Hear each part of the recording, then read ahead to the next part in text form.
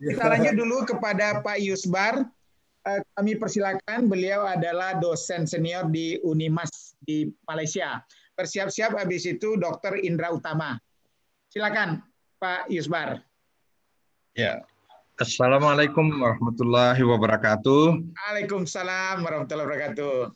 Ya, yang terhormat Prof. Hasli, Prof. Surya Rosa, Pak Bur, Uni Eli, Uni Erni, serta dan sanak sadonyo. Ada 5 topik yang Ambo ingin sampaikan sehubungan dengan tantangan pengembangan seni dan budaya Minang dalam era Revolusi 4 dan Society 5. Ya.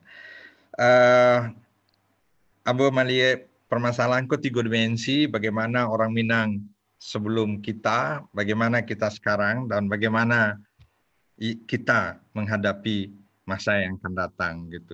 Ya. Pertama, Ambo izinkan Ambo membaca, Prof. Ya. 1.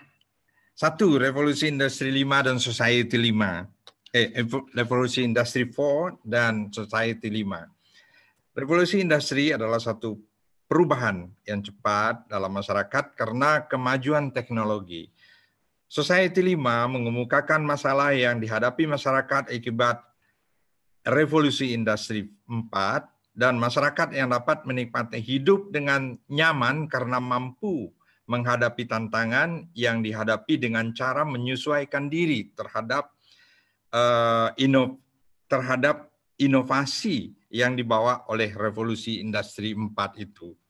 Dalam ini Ambo ingin mengkhususkan diri Ambo ke musik. Ya. Dalam bidang musik ada 2 hal yang selalu digunakan para musisi pada masa sekarang dalam menciptakan karya musik, yaitu internet dan perangkat lunak yang biasa disebut dengan software dan VST atau Visual Studio Technology dan pemasaran karya cipta musiknya. Poin yang kedua, musisi Minang dan kreativitasnya. Musisi Minangkabau sejak dulu sudah termasuk musisi yang kreatif dan kreativitasnya diakui masyarakat di tingkat nasional dan internasional. Ini telah terbukti sejak dari zaman Orkes Gumarang dengan tokohnya Asbon dan Nur Seha dengan lagu Ayam dan Lapeh. Kehadiran orkes ini di dalam New York Fair tahun 65 dan Expo di Osaka tahun 70 itu telah membuktikan keunggulan musisi Minang. Oslan Hussein dengan Orkes Kumbangcari bersama lagu Sinani Nandi dan dengan irama Latin yang sudah menyerupai musik jazz telah membawa nama Minangkabau dikenal di tingkat nasional dan internasional. Nama yang sangat kita kenal seperti Nuskan Sarif dengan grup Zainal Kombonya, Uni Eli dan Uni Erni dengan lagu Malereng Tabiang dan lagu Teluk Bayur, serta musisi Minang yang tidak dapat saya sebutkan satu persatu, sudah mendudukkan musisi Minang di peringkat nasional dan internasional. Dengan fakta-fakta itu, sesungguhnya tidak salah bila kita memastikan bahwa Gumarang dengan tokoh-tokoh yang saya sebutkan tadi merupakan pionir yang meletakkan asas atau batu pertama band di Indonesia. Pada masa itu, pemakaian peralatan listrik atau gitar dan penguat suara merupakan wujud atau fakta dari revolusi industri yang mampu disesuaikan serta dikuasai oleh musisi Minangkabau ketika itu. Yang ketiga, teknologi musik, internet dan digital. Untuk masa kini, kita perlu menyesuaikan diri terhadap perkembangan teknologi yang terkini, yaitu internet dan komputer, serta peralatan digital lainnya seperti berbagai macam software dan VST.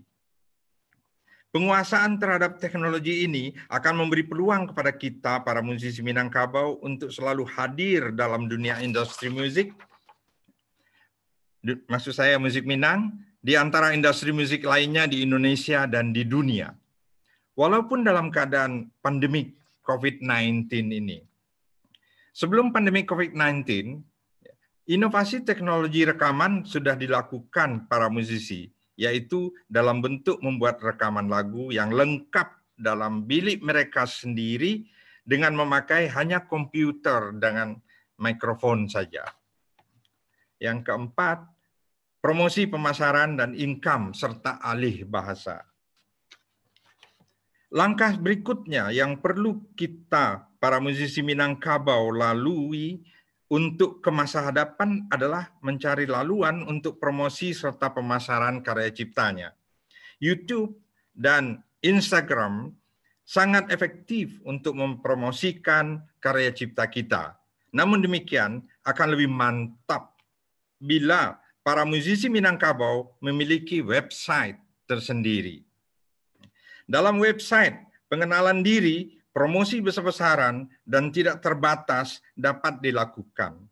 Salah satu website yang gratis adalah wix.com. Untuk pemasaran yang akan membawa income bagi para musisi Minangkabau adalah iTunes, Spotify, Bandcamp, dan Patreon. Satu tantangan yang berat di arena percaturan yang saya kemukakan ini adalah masalah kualitas musik kita. Dalam arena itu, kita akan bertemu dengan musisi dan karya-karya musiknya yang bagus-bagus. Walau bagaimanapun, kita tidak perlu khawatir karena kita dapat bersaing dengan mereka bila kita menyesuaikan diri terhadap kualitas musik mereka. Satu lagi peluang yang jarang kita lihat ada pada mereka, tapi ada pada kita, adalah kita selalu menampilkan alat-alat musik tradisi kita seperti saluang, bansi, rebab, dan yang lain-lainnya. Satu hal lagi yang akan menjembatani komunikasi karya musisi kita dalam mendunia adalah alih bahasa. Sebaiknya, alih bahasa itu disertakan di dalam teks atau lirik lagu ciptaan agar orang lain paham dan menjadi semakin menarik perhatian mereka. Penggunaan bahasonan ampe, pepatah, analogi yang memiliki nilai semiotik yang tinggi ada di dalam bahasa kita. Dan itu sangat menarik minat orang luar untuk masuk ke dalam bila alih bahasa ini kita manfaatkan. Selain itu, di masa pandemik ini, kreativitas mengadakan kelas online untuk menyanyi lagu Minang maksudnya, atau main alat musik Minang akan mendatangkan income yang tinggi. Kesemua gagasan ini menghendaki usaha penyesuaian diri yang serius dari para musisi Minang terhadap penguasaan teknologi musik tersebut. Yang terakhir, sinyal internet dan daya beli masyarakat. Kendala terberat yang mungkin dijumpai oleh musisi Minang pada umumnya adalah sinyal daripada internet yang ada di sekitarnya. Mungkin sinyalnya tidak begitu bagus atau terputus-putus, atau kesulitan lainnya di bidang internet ini. Di samping itu, daya beli masyarakat yang tidak sanggup untuk membeli pulsa internet karena harganya cukup mahal akan menghambat dan mematikan kreativitas musisi Minangkabau, atau tidak dapatnya musisi Minangkabau menyalurkan kreativitasnya. Jalan keluar dari dua masalah di atas adalah memerlukan bantuan pemerintah untuk dapat meringankan beban musisi Minang dalam berkarya agar musik Minang tidak mengalami hambatan dalam usaha dia dan karyanya mendunia. Terima kasih, Prof. Terima kasih banyak, Prof. Yusbar, luar biasa. Ini perlu kita tindak lanjuti nanti.